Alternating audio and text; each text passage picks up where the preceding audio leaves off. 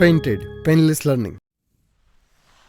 अब देखिए question number 2, ये बहुत ही सिंपल है. Find the roots of the quadratic equation given in question number 1 above by the applying the quadratic formula. हमें कौन सी फॉर्मूला यूज करनी है? क्वाड्रेटिक. तो क्वाड्रेटिक फॉर्मूला के लिए हमें डी फाइंड करना होगा, क्योंकि क्वाड्रेटिक फॉर्मूला क्या है वो समझ लीजिए. Minus B plus minus root D upon 2 है. ये क्वाड्रेटिक फॉर्मूला है. क्या फॉर्मूला है? Minus B plus minus root D upon 2 है. तो अब ये डी क्या है? डी का फुल फॉर्म होता है डिस्क्रिमिनेंट. ठीक है, तो इनका मतलब होता है, इनकी फॉर्मूला होती है D is equal to B square minus 4ac. क्या फॉर्मूला है? B square minus 4ac. अब जो मैं अभी आपको समझाने वाला हूँ वो आपको एक्सरसाइज 4.3 में भी यूज होगी और 4.4 एक्सरसाइज में पहला क्वेश्चन है, वहां पर भी इसी फॉर्मूला से हमें सम सोल्व करने हैं. 4.4 में क्वेश्चन नंबर 1. और ये क्वेश्चन जो है सारे एमसीक्यू में आपको पूछे जाएंगे. अब देखिए डी के 3 आंसर पॉसिबल है. डी के कितने आंसर पॉसिबल है? 3. या तो वो प्लस में आंसर होगा, या माइनस में आंसर होगा, या डी इज इक्वल टू 0. तो अब तक हम जो फाइंड कर रहे थे वो x की वैल्यू फाइंड कर रहे थे. क्वेश्चन नंबर 1 में हमें x का आंसर क्या मिला? पहला क्वेश्चन जो था उनका हमें आंसर मिला x इज इक्वल टू 3, और दूसरा आंसर क्या मिला? x is equal to 1/2. क्या आंसर मिला? 3 और 1/2. यानी कि x के दोनों आंसर अलग अलग मिले.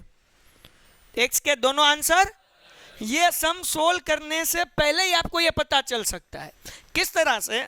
मान लीजिए आपने d फाइंड किया और d का आंसर आपको प्लस में मिला. d का आंसर किस में मिला? तो इसका मतलब क्या होता है कि उनके जो रूट्स होंगे वो डिस्टेंस होंगे. क्या होंगे? देखिए यहाँ पर पेज नंबर एनसीईआरटी में पेज नंबर 89 में लिखा हुआ है 2 डिस्टेंस रियल रूट्स. क्या लिखा हुआ है?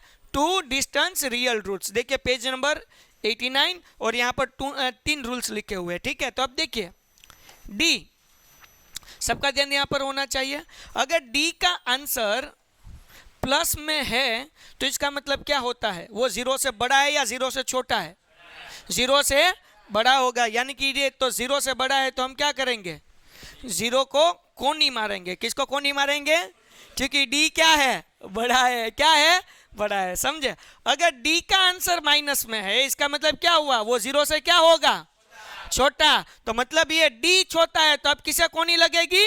d को. ठीक है ना? ओके, आगे बढ़ जाते हैं. और यहाँ पर d इज इक्वल टू 0, तो यहाँ पर इज इक्वल टू की ही साइन यहाँ पर हमें लिखनी है. तो इसका मतलब ये हुआ कि d का आंसर जब हमें प्लस में मिलेगा तो हमें 2 अलग अलग x के आंसर मिलेंगे. उसे कहेंगे डिस्टेंस रूट कहेंगे. क्या कहेंगे? Distance root. इसका मतलब क्या होता है? x के अलग अलग आंसर होंगे. अगर d का आंसर हमें माइनस में मिलेगा तो इसका मतलब ये होता है उनके रूट्स निकलेंगे पॉसिबल नहीं है. देखिए थर्ड रूल्स लिखा हुआ है नो रियल रूट्स. लिखा हुआ है ना, no real roots. For example ये क्वेश्चन 1 का हमने 4th क्वेश्चन सोल्व किया था. यहाँ पर ये सारी मशक्कत करने के बाद, इतनी सारी मेहनत करने के बाद हमने लिखा रूट इज नॉट पॉसिबल या रूट डज नॉट एग्जिस्ट.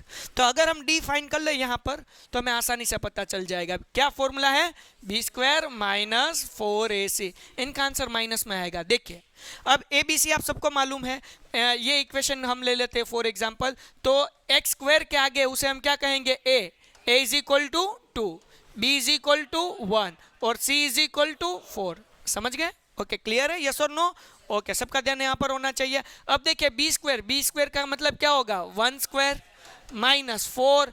ए का मतलब क्या है? 2 और सी का मतलब क्या है? 4. 1 का स्क्वायर क्या होगा? 1 माइनस 4 2 जार 8 4 जार 32 माइनस 1. क्या आंसर मिलेगा? माइनस 30. आंसर किस में मिला? माइनस में. अगर डी फाइंड करते हो आंसर माइनस में मिलता है, इसका मतलब x का आंसर पॉसिबल नो रूट्स. समझे क्या नहीं? इसलिए हमने यहाँ पर लिखा रूट्स डज नॉट एग्जिस्ट. क्यों? क्योंकि डी का आंसर क्या आ रहा है? जब भी डी का आंसर माइनस में आ रहा हो तो आपको समझना है root does not exist. Root possible मतलब क्या? x का आंसर पॉसिबल नहीं है. समझे?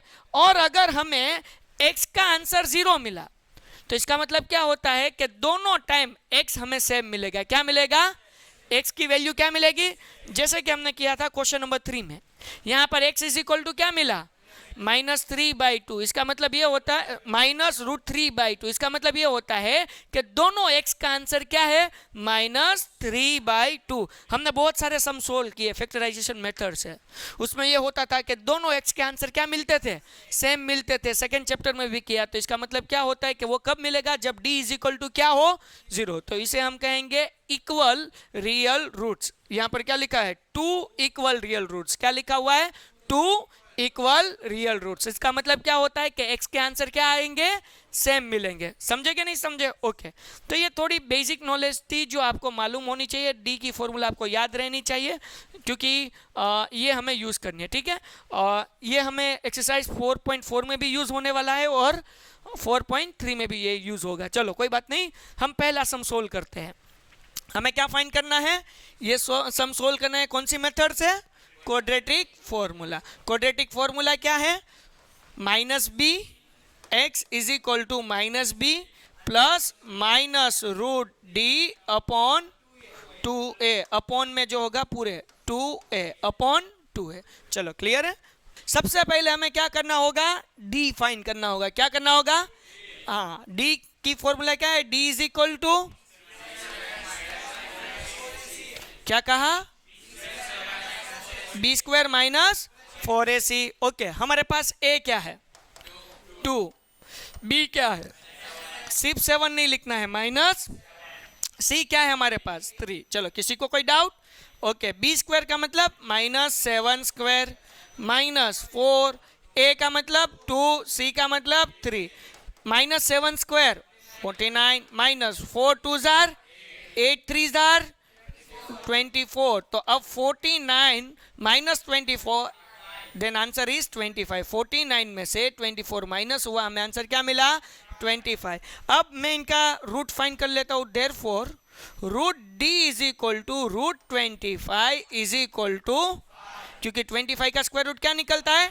मतलब √d की जगह पर हमें क्या लिखना है? चलो क्लियर है। ओके, अब देखिए यहाँ पर प्लस आंसर है d का। डी का आंसर क्या मिला? हमें यहाँ पर देखना है कि प्लस है। इसका मतलब हमें x के आंसर दो अलग अलग मिलेंगे। क्या मतलब होगा? यानी कि x का प्लस में आंसर है, इसलिए हमें दो अलग अलग x के आंसर मिलेंगे। ओके, तो अब मैं क्या करूंगा? -b की वैल्यू क्या है? -7। क्यों 2 टाइम माइनस? क्योंकि ये माइनस फॉर्मूला के लिए, ये b -7 है इसलिए। चलो क्लियर है। ओके, आगे बढ़ जाते हैं। अब प्लस माइनस है तो मैं दो अलग अलग लिखूंगा। पहले प्लस लिखूंगा, अब 5 अपॉन 2a और 2, हाँ a की वैल्यू मैं लिखना भूल गया। a की वैल्यू क्या है? 2। चलो क्लियर है सबको? आगे बढ़ जाते हैं। फिर से हमें लिखना है -b, इसलिए -7। अब यहाँ प्लस है, उसकी जगह पर क्या लिखेंगे? -5 अपॉन 2a। यहाँ पर मैं लिख लेता हूँ और यस, यहाँ पर 2 × 2 और 7 क्या है? माइनस। मैंने सब कुछ सेम लिखा। फर्क क्या है दोनों इक्वेशन में? यहाँ पर बीच में प्लस है, यहाँ पर बीच में, अगर आपको सर हम पहले माइनस लिखना चाहे और बाद में प्लस लिखे, कोई दिक्कत नहीं, आप लिख सकते हो। क्लियर है? ओके, आगे बढ़ जाते हैं। अब हमें इसे सिंप्लीफाई करना है। देखिए माइनस माइनस क्या होगा? प्लस। तो 7 + 5 अपॉन 4 और x is equal to minus minus plus. So यहाँ पर +7 -5 अपॉन 2 2 जार 4। क्लियर है? ओके, यहाँ पर हमारा सम हो गया खत्म। बहुत ही आसान है एक्चुअली ये। x इज इक्वल टू 7 + 5 12/4 और यहाँ पर 7 - 5 क्या मिलेगा आंसर? 2। x is equal to 2/4। चलो क्लियर है। 4 3 जार 12, therefore x is equal to 3 और 2 1 जार 2, 2 2 जार 4, x is equal to 1/। Clear है? तो वो इतना बड़ा सम हुआ था, ये इत्तू सा। Painted, Painless Learning.